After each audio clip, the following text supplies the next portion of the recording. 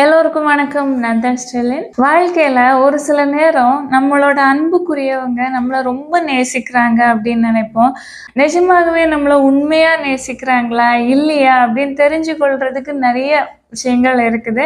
அதே இது ஒரு சிலரோட உறவுகள்ல பார்த்தீங்கன்னா, ஒரு சில நேரம் அவங்களுக்கு மனசுக்கு தோணும், இவங்க நம்ம மேல ரொம்ப பாசமா இருக்கிறாங்க, ரொம்ப அக்கறையா இருக்கிறாங்க, நம்ம தான் அவங்க உலகமா இருக்கிறோம் அப்படின்னு நினைப்பாங்க. ஆனா ஒரு சில நேரம் அவங்களோட நம்பிக்கைக்கு மாறா அவங்களோட எண்ணங்கள் மாறும். நிஜமாகவே இவங்க நம்ம மேல அக்கறையா இருக்கிறாங்களா? நம்ம மேல பாசம் இருக்கா? நம்ம மட்டும் தான் அவங்களோட அன்புக்குரியவங்களா இருக்கிறோமா? இல்லையா? அப்படின்னு நிறைய குழப்பங்கள் இருக்கும். ஒரு சில விஷயங்கள் நான் சொல்றேன். அதுபடி அப்படியே இருந்துச்சு அப்படின்னா, நீங்க யார் மேல ரொம்ப அதிகமான நம்பிக்கை வச்சிருக்கிறீங்களோ, அவங்க நிஜமாகவே உங்களோட நம்பிக்கைக்கு தகுதி இல்லாதவங்களா இருக்கலாம். அன்புக்கு உரியவங்களா இல்லாம இருக்கலாம். என்னென்னன்னு பார்க்கலாம். ஃபர்ஸ்ட்டு பார்த்தீங்கன்னா, இப்ப எல்லாருமே ஜாபுக்கு போறவங்க தான். இருந்தாலும் உறவுகள்ல உள்ள அந்த கம்யூனிகேஷன் எப்போதுமே இருந்துட்டு இருக்கணும். அதுக்குன்னு 24 ஹவர்ஸ் அப்படியே இருக்கணும் அப்படின்னு கிடையாது. நேரம் கிடைக்கிற நேரம், இப்ப லஞ்ச் பீரியட்ல கண்டிப்பா ஒரு 2 மினிட்ஸ் இல்ல 5 மினிட்ஸாவது பிரேக் கிடைக்கும். அந்த நேரம் உங்களோட ஒய்ஃபா இருக்கலாம், இல்ல ஹஸ்பண்டா இருக்கலாம். கால் செஞ்சு நீங்க பேசலாம். "எப்படி இருக்கிறீங்க? சாப்பிட்டீங்களா?" அப்படின்னு கேட்குற நேரம் அதில ஒரு பாண்டிங் இருக்குது. அதில ஒரு அக்கறை இருக்குது. சப்போஸ் ஒரு சில நாட்கள் இது மாதிரி கேட்காம மிஸ் ஆகலாம். சப்போஸ் ஏதாவது பிஸியா இருக்கலாம். ஆனா ரெகுலரா ஒரு நாளுமே டைம் இல்ல அப்படின்னு உங்கள ஒதுக்கி வைக்கிறாங்க அப்படின்னா, அவங்களுக்கு உங்க மேல ஒரு ஈடுபாடு இல்லன்னு தான் அர்த்தம். சரி ஃபோன் தான் பண்றதுக்கு நேரம் இல்ல. நம்ம மெசேஜ் பண்ணாலாவது ரிப்ளை பண்ணுவாங்க அப்படின்னு நீங்க மெசேஜ் டெக்ஸ்ட் பண்றதுக்கு ரிப்ளை பண்ணல அப்படின்னாலும், அவங்க உங்க மேல இன்ட்ரெஸ்ட் காட்டல அப்படின்னு அர்த்தம். அது மட்டும் இல்ல, நீங்க இப்போ அவங்கள சந்திக்கிற நேரம் கேட்குறீங்க, இல்ல டைம் கிடைக்கிற நேரம் கேட்குறீங்க, இல்ல டைம் கிடைக்கிற நேரம் கால் செஞ்சு நீங்க கேட்குறீங்க. நான் ஃபோன் பண்ணுனேன், நீங்க எந்த ரெஸ்பான்ஸும் பண்ணல. மெசேஜ் பண்ணேன், எந்த ரெஸ்பான்ஸும் பண்ணல அப்படின்னு நீங்க கேட்குற நேரம், அவங்களோட பதில் பார்த்தீங்கன்னா, ஒரு வேண்டா வெறுப்பு தன்மையா இருக்கும். நான் பிஸியா இருந்தேன், அதுக்கெல்லாம் எனக்கு எங்க டைம் இருக்கும் அப்படின்னு அந்த பேச்ச திசை மாற்றுகிற விதமா தான் இருக்குமே தவிர, அவங்க அந்த சூழ்நிலைய அவ்வளோ அக்கறையோட, அன்போட வந்து உங்ககிட்ட பேச மாட்டாங்க. ஏதோ கொஞ்சம் இக்னோர் பண்றது மாதிரி, ஒரு அசால்ட்டா பேசுவாங்கன்னு சொல்லுவாங்கல்ல, அது மாதிரி ஏதோ அப்படி சொல்லிட்டு அப்படி போயிட்டே இருப்பாங்க. 2வது பார்த்தீங்கன்னா, அவங்களுக்கு அவங்களோட தேவைகள் மட்டும் தான் அவங்களோட கண்களுக்கு தெரியும். இப்ப லைஃப் பார்ட்னர்ன்னு சொல்ற நேரம் ஹஸ்பண்ட், ஒய்ஃப் இருக்கிறாங்க. ஒய்ஃபுக்கும் தேவைகள் இருக்கும், ஹஸ்பண்டுக்கும் தேவைகள் இருக்கும். ஆனா ஹஸ்பண்ட் ஆகட்டும், இல்ல ஒய்ஃப் ஆகட்டும், யாரு வந்து கேர் பண்ணாம இருக்கிறாங்களோ, அவங்களுக்கு அவங்கள பத்தி மட்டும் தான் சிந்தனை இருக்கும். அவங்களோட தேவைகள் மட்டும் தான் பூர்த்தியாகணும். அப்படிதான் நினைப்பாங்க. நம்ம கூட இருக்கிறவங்களுக்கு தேவைகள் என்ன இருக்கும்? அவங்கள்ட்ட ஏதாவது கேட்கறதுக்கோ, எதுவுமே அவங்களுக்கு தோணாது. இக்னோர் பண்றாங்கல்ல, அவங்க ஹஸ்பண்ட் ஆகட்டும், இல்ல ஒய்ஃப் ஆகட்டும், அவங்களுக்கு உடம்பு சரியில்லாத நேரம், அவங்கள நல்லபடியா கவனிச்சுக்கணும் அப்படின்னு தான் இருக்கும். அதே இது லைஃப் பார்ட்னருக்கு அந்த நேரம் உடம்புக்கு முடியாம இருந்தாலும் சரி, ஏதோ ஒரு கஷ்டம் இருக்குனாலும் ஏன்னே கேட்க மாட்டாங்க. "உனக்கு ஏதாவது வருத்தம் இருக்கா? கஷ்டம் இருக்கா? நான் ஏதாவது ஒரு ஹெல்ப் பண்ணணுமா?" எதுவுமே கேட்க மாட்டாங்க. தனக்காக மட்டும் தான் அவங்க யோசிப்பாங்களே தவிர, கூட இருக்கிறவங்களுக்காக யோசிக்கவே மாட்டாங்க. அது மட்டும் இல்ல, இப்போ நீங்க வந்து அவங்க கிட்ட பேசுறீங்க, ஏதாவது கான்வர்சேஷன் பண்றீங்க, ஒரு விஷயத்த வச்சு டிஸ்கஸ் பண்றீங்க அப்படின்னா, அவங்களுக்கு அந்த இடத்துலேருந்து வெளிய போகணும். உங்ககிட்ட பேசுறதுக்கு விருப்பம் இல்ல அப்படின்னா, தேவையில்லாமலே அந்த இடத்துல கொஞ்சம் டாமினேட் பண்ணுவாங்க. அதாவது கத்துறது, தேவையில்லாம ஏதாவது ஒரு பிரச்சனையான வார்த்தை அந்த இடத்துல பேசி, கத்தி, நீங்க அவங்க கிட்ட மேற்கொண்டு பேசாதபடி உங்க வாய் மூடுகிற விதமா அவங்களோட வார்த்தைகள் இருக்கும். அந்த அளவு ஒரு சுயநலமான ஒரு மனிதனா இருப்பாங்க. அது மட்டும் இல்ல, உங்களுக்கு ஏதாவது வலி, வேதனை இருக்கு அப்டின்னா, அவங்க கண்டுக்க மாட்டாங்க. இப்போ கையில ஏதாவது அடிபட்டுருக்கு, இல்ல நல்ல உடம்புக்கு முடியல அப்டின்னாலும், அவங்க கண்டுக்கவே மாட்டாங்க. "அப்படியா? சரி ஒரு மருந்து எடுத்துக்கோ" அப்டின்னு நம்மள்ட்ட சொல்லுவாங்க. எனக்கு சாப்பிடுறதுக்கு வேணும், எனக்கு அந்த வேலையெல்லாம் செஞ்சிடணும் அப்டின்னு சொல்லி அவங்க தேவைக்கு யூஸ் பண்ணிக்கிட்டு தான் இருப்பாங்களே தவிர, அவங்க மேல ஒரு அக்கறையோ, கேரோ எதுவுமே இருக்காது. இப்போ சரி அவங்களுக்கு உடம்பு சரியில்ல, நம்மளோட வேலைகள நம்மளே செஞ்சுப்போம் அப்படின்னு கூட யோசிக்கிறவங்களா இருக்கவே மாட்டாங்க. 3வது பார்த்தீங்கன்னா, நமக்கு எப்போ ஹெல்ப் வேணுமோ, இப்போ நம்ம லைஃப் பார்ட்னர்ன்னு பார்த்தீங்கன்னா, முக்கியமா பெண்கள் வந்து ஹஸ்பண்ட ரொம்ப டிபெண்ட் பண்ணி இருப்பாங்க. ஏதாவது பிரச்சனைன்னா அவங்க பார்த்துப்பாங்க அப்படின்னு நிறைய பெண்களோட பிலீவ் அப்படிதான் இருக்கும். ஆனா அவங்களோட நம்பிக்கை உடைக்கிற விதமா நிறைய பேரோட பிஹேவியர் இருக்கும். அதாவது ஏதாவது பிரச்சனையை சொல்றாங்க. இப்ப யாராவது ஒரு மேன் அவங்களோட ஒய்ஃபை தொந்தரவு செய்கிறாங்க அப்படின்னா, போன்ல இருக்கலாம், இல்ல மெசேஜ் வழியா இருக்கலாம், இல்ல ரோட்ல போகிற நேரம் ஏதாவது தொந்தரவா இருக்கலாம்.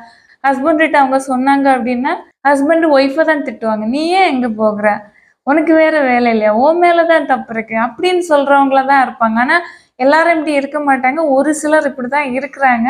இது மாதிரி ஒய்ஃபை மேலும் ஹர்ட் பண்றது மாதிரி தான் அவங்களோட பேச்சுக்கள் இருக்கும். இந்த விஷயம் மட்டும் இல்ல, எந்த விதமான சப்போர்ட் வேணும் அப்படின்னு அவங்க அவங்க லைஃப் பார்ட்னர்கிட்ட கேட்குற நேரமும் எந்த ஒரு சப்போர்ட்டும் அவங்க செய்ய மாட்டாங்க.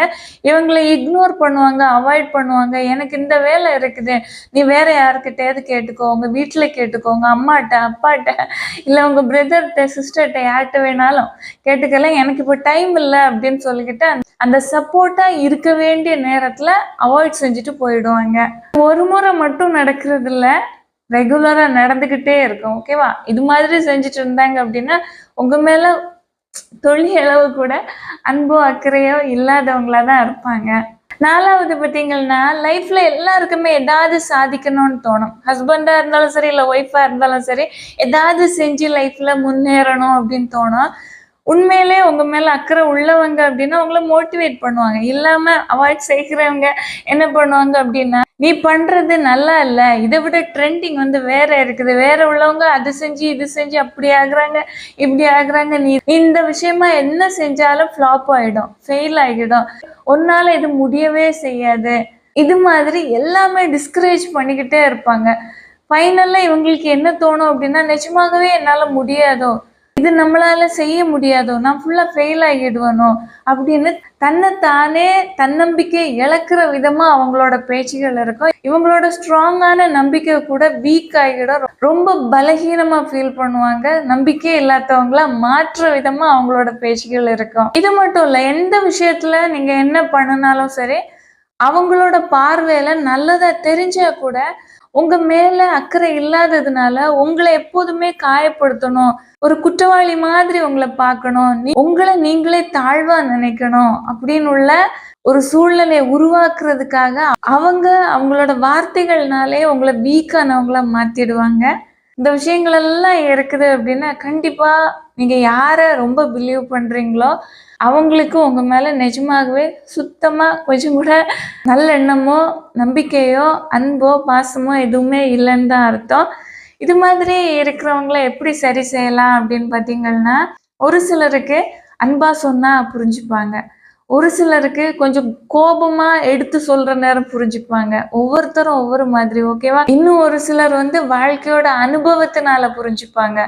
இது மாதிரி இருக்கிறாங்க. எல்லாத்தையும் விட லாஸ்ட் ஸ்டேஜ்ல ஒருத்தங்க இருக்கிறாங்க. எப்படிப்பட்டவங்கன்னு பார்த்தீங்கன்னா, பாதிக்கப்பட்டவங்க ஃபுல்லா குவைட் ஆகுவாங்க. பார்த்துருக்கீங்களா? ரொம்ப அமைதியாயிருவாங்க.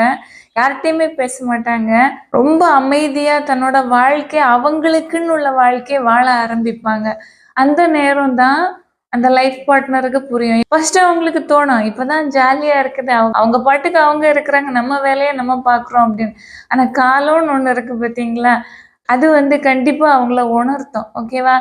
அதாவது பிரச்சனைகளை உண்டு பண்ற நேரமோ, அவங்க யாருக்காக இந்த விஷயங்கள் எல்லாம் செய்கிறாங்களோ அவங்க ஒரு லிமிட்டான காலத்துல தான் அவங்க கூட இருப்பாங்க. அவங்க எல்லாரும் போன பிறகு இவங்க ஒரு தனிமையான ஒரு சூழ்நிலையில வருவாங்க. லைஃப்ல பாதிக்கப்பட்டவங்களுக்கு தனிமை வந்து பெருசா தெரியாது. ஆனா பாதிப்பை உருவாக்குனவங்களுக்கு அந்த தனிமையான சூழ்நிலைய அவ்வளோ சீக்கிரம் வந்து ஏத்துக்க முடியாது. அந்த தனிமைக்குள்ள அவங்க வருவாங்க பார்த்தீங்களா? அந்த நேரம்தான் தன்னோட லைஃப் பார்ட்னரோட அருமையே தெரியும். ஒரு சிலர் நினைக்கலாம், வாழ்க்கையில எல்லாம் முடிஞ்ச பிறகு எதுக்கு திருந்தி என்ன, திருந்தாம இருந்த என்ன அப்படின்னு தோணும். ஒரு சில நேரம் அப்படி நினைக்கிறது நியாயம்தான். ஆனா ஒரு சிலரோட வாழ்க்கையில மாற்றங்கள் வருகிறது சீக்கிரமே வந்துடும். ஒரு சிலருக்கு கடைசி காலத்துல தான் வரும். ஓகேவா? எல்லாமே இழந்து நடக்க முடியாத ஸ்டேஜ் ஆன பிறகுதான் ஒரு சிலருக்கு கொஞ்சம் உரைக்க ஆரம்பிக்கும். அப்படியே இருக்கிறாங்க. ஆனா ஒவ்வொருத்தரோட லைஃப்பும் ஒவ்வொரு மாதிரி இருக்குது. லைஃப் பார்ட்னரை சூஸ் செய்கிற நேரம் கவனமா சூஸ் செஞ்சீங்க அப்படின்னா கண்டிப்பா உங்களோட லைஃப் வந்து நல்லா இருக்கும். எப்போதுமே மேரேஜ் லைஃப்ல அவசரப்படக்கூடாது. ஒரு சில விஷயங்கள் நம்மளோட வாழ்க்கையில தாமதம் ஆகும். ஓகேவா? நம்ம நினைப்போம் நமக்கு மட்டும் தான் நடக்கல. நம்ம மட்டும் தான் இப்படி இருக்கிறோம் அப்படின்னு. அது கிடையாது. நம்ம நிஜமாகவே காட் மேல நம்பிக்கை வச்சிருந்தோம் அப்படின்னா, கடவுள் நமக்கு நல்ல ஒரு லைஃப் பார்ட்னரை தேர்ந்தெடுத்து குடுப்பாங்க. அதுக்கு காலம் வந்து தாமதம் ஆகலாம். லைஃப் நல்லா இருக்கும். ஓகேவா? வாழ்க்கையில ஒரு சில விஷயங்கள் எல்லாம் நடக்கிறது நல்லதுக்காக தான் இருக்கும். வாழ்க்கையோட தொடக்கம் கசப்பானதா இருக்கலாம். ஆனா, லைஃப் பயணம் இறுதி அப்படின்னு சொல்ற நேரம் வாழ்க்கை வந்து ஸ்வீட்டா இருக்கும். எப்போதுமே ஞாபகத்துல வச்சுக்கங்க. இந்த 4 பாயிண்ட்ஸ் வந்து நான் சொன்னேன் பார்த்தீங்களா? இதன்படி நீங்க நம்பி இருக்கிறவங்க இருக்கிறாங்க அப்படின்னு அவங்களுக்காக நீங்க அழுது புலம்பியோ, கண்ணீர் வடிச்சோ, உங்களுக்குள்ளேயே நீங்க அழுது அழுது உங்களோட ஹெல்த்த நீங்களே டேமேஜ் பண்ணிக்காதீங்க. லைஃப்ன்னு சொல்றது ஒரு பக்கத்துக்காக மட்டும் கிடையாது. ஓகேவா? ஒரு சிலர் நினைப்பாங்க, பாதிக்கப்பட்டுட்டோம் அப்படின்னா இதுதான் லைஃபு. இவ்வளோதான் எல்லாம் முடிஞ்சு போச்சு அப்படின்னு நினைப்பாங்க. அது கிடையாது. அது லைஃப்ல ஒரு பார்ட். ஓகேவா? இப்போ +2 வரைக்கும் படிக்கிறோம். 1 ஸ்டாண்டர்ட், 2 ஸ்டாண்டர்ட் எல்லாம் தாண்டி தாண்டி வருகிறோம். ஏதாவது ஒரு கிளாஸ்ல ஃபெயில் ஆகிட்டோம் அப்படின்னா நம்மளோட மொத்த ஃபியூச்சரா ஸ்பாயில் ஆயிடுச்சு அப்படின்னு கிடையாது. ஓகேவா? ஆப்ஷன் இருக்கு நம்மளோட லைஃப்ல. அதனால எல்லாமே பார்த்து கவனமா பண்ணுங்க. ஆத்திரம், அவசரம்னு சொல்றது லைஃப்ல வந்து பாதாளம் வரைக்கும் கொண்டு விட்டுடும். பொறுமையோட ஒவ்வொரு விஷயத்தையும் கரெக்டா யோசிச்சு செஞ்சு பாருங்க. லைஃப்ல ஹாப்பியா வாழ முடியும். உங்களோட லைஃப்லயும் உங்க லைஃப் பார்ட்னரை நேசிச்சு பாருங்க. உண்மையா இருங்க. அந்த உண்மைக்கும் அந்த வேல்யூவான அன்புக்கும் என்னைக்குமே அழிவு கிடையாது. வேல்யூவான அன்பும் அந்த உண்மையும் இருக்கோண்டிய இடத்துல இருந்துச்சு அப்படின்னா கண்டிப்பா அது வேல்யூபிளா தான் இருக்கும். அதுக்கு நீங்க நல்ல ஒரு லைஃப் பார்ட்னரை சூஸ் செய்யணும். வாழ்க்கை உங்க கையில தான் இருக்கு.